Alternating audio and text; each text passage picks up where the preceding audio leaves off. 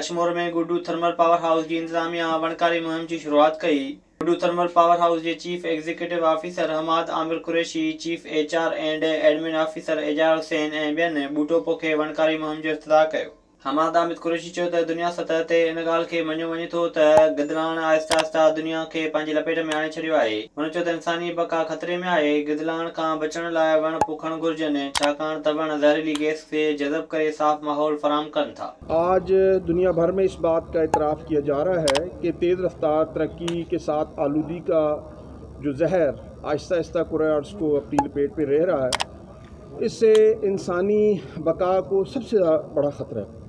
और इस आलूदगी को कम करने का अहम तरीन ज़रिया जो है वो दरख्तों और पौधों की अफजाइश और उनकी हिफाजत है, और ये शजरकारी इसी सिलसिले का एक हिस्सा है।